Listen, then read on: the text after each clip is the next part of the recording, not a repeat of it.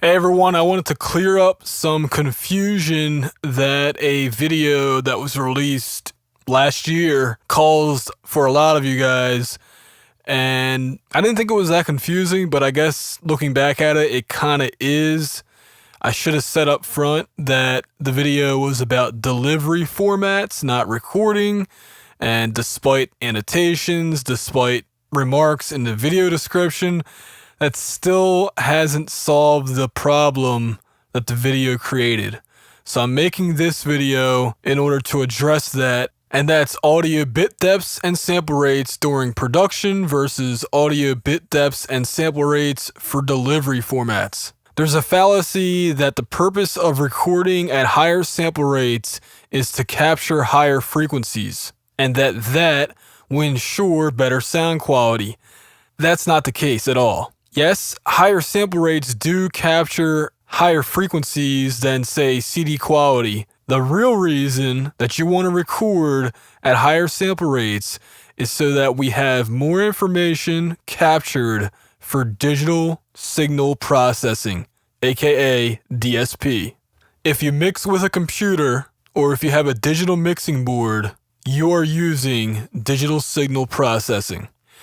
Much like photographers who shoot raw photo files for eventual delivery of JPEG files, and much like how movies in Hollywood are captured at 4K or 8K with 10 or 12-bit quality, even though they're only putting out the video for Blu-ray release, the more data you start off with, the better your end result can be, to a point. There are certainly diminishing returns. But with that photograph, you still need to compose it properly and get your focus sharp. Just the same, when recording audio, you need to choose an appropriate microphone for your particular instrument. You need to position that microphone in a good spot. Noises like air conditioners, electrical hum, and screaming kids need to be minimized, along with proper gain staging so that your audio signal on the way into your analog to digital converter isn't too quiet or too loud. But this video is all about bit depth and sample rate, so let's watch this quick Sonic Scoop interview clip from the creator of the doll, Reaper. Oh, okay, here's one for you. Monty from Ziph.org, I assume it's Ziph, X-I-P-H, however you pronounce that. Okay, xiph.org. He developed Vorbis, and they have a new codec called Opus, which actually Reaper 5 supports as well. He's always been someone who's been just such a positive contribution to technology and the culture of technology that I've been always impressed with the work he does. He also has an interesting page talking about about high sample rates and whether or not they're actually meaningful. Right. Though it focuses more on for listening to music as opposed to recording music, which are obviously very different requirements. But it's he's someone who's been very influential. As Mr. Frankel points out, the requirements for recording formats and the requirements for listening formats, aka delivery formats, are different.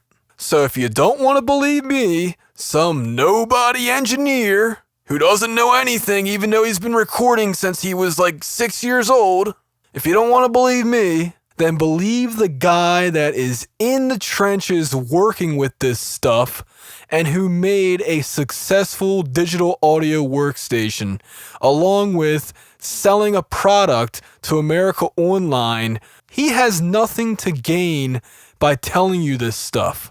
By the way, see the video description for a link to that full video so you can check it out for yourself. It's a really fascinating video, but I'm going to get back on topic here. Here's what I do, and here are my suggestions. You don't have to follow this advice, but this is what I do because I'm all about the high quality audio. First of all, always record at 24-bit, also known as 24-bit integer pulse code modulation, in order to keep the digital quantization noise well below the noise of your analog equipment. And the reason is, during mixing, different processes like compression, limiting, volume, and equalizer boost may bring up that noise to an audible level. Digital quantization noise does not sound as pleasant as equipment noise.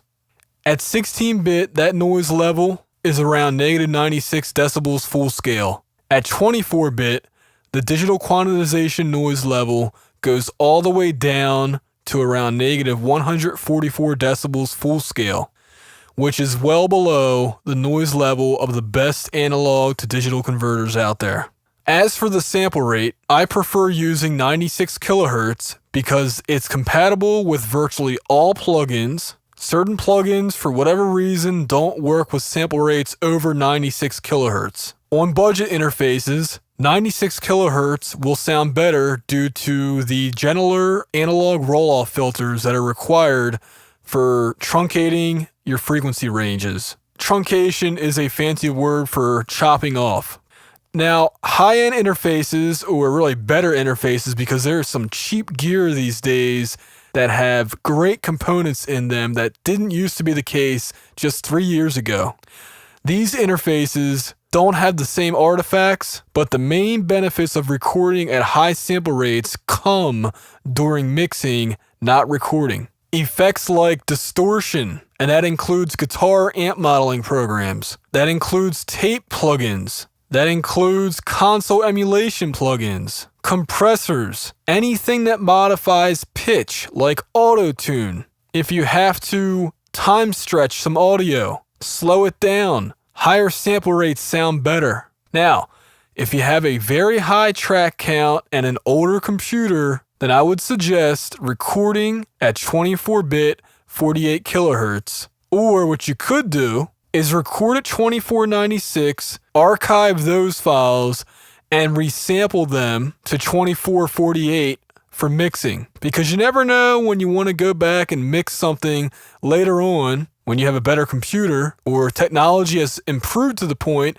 where mixing 2496 files is not a problem, and it's a lot better to have those files on hand than to not. Now, if at some point you need to process your audio to a file, then this is where floating point files are advantageous to use. Whether you're bouncing tracks, freezing tracks, or you're rendering a mix down, floating point files are the way to go. For recording, floating point is a waste of space, but for mixing and mastering, also known as intermediate files, they're great because they maintain end-to-end quality.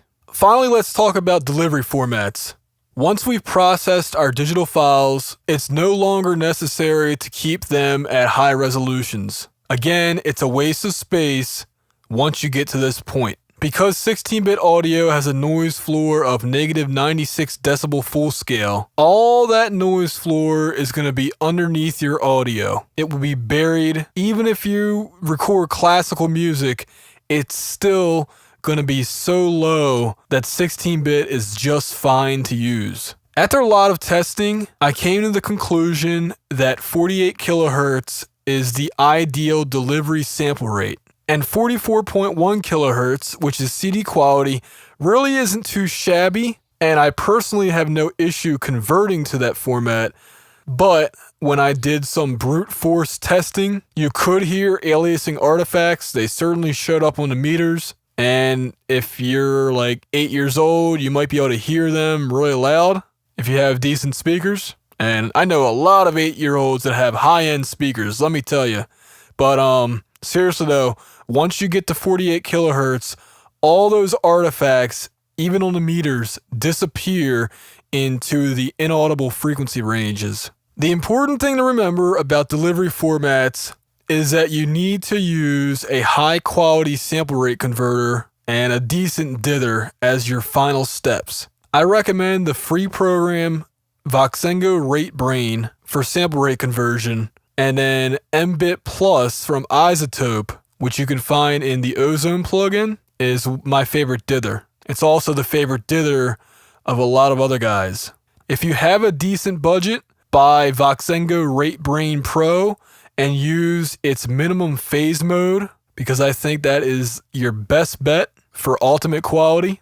Dither, on the other hand, you can get away with just using whatever, but if you're going for the best of the best, MBit Plus, along with Rate Brain Pro's minimum phase mode, is the way I would go. So I hope I cleared up all the confusion on this issue, production formats are different than delivery formats. There's certainly a good reason to record, mix, and master at higher sample rates, higher bit depths, but consumer formats at high bit depths and high sample rates just don't make any sense unless you want to waste people's memory card space and hard drive space. But that's just my opinion on it, my scientifically researched opinion, and listening and comparing files. But if you want to stick with 24-bit 96 when you deliver it, that's just fine. And to be honest with you, if you can sell those at a premium price, do it.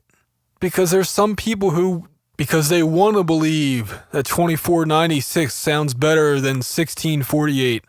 And that's perfectly fine. Like I said, if that sells for a premium price, I say go for it, man. I mean, if people are going to argue about that, audiophiles mainly, I say go for it. If they're willing to spend $25 instead of $12, why not, right? But you and I know better. If you put it to the test, 1648's the way to go. 2496 for recording, mixing, and mastering. Floating point for mix downs and bounces and track freezes. That's all you got to know. This has been Adam for RealHomeRecording.com.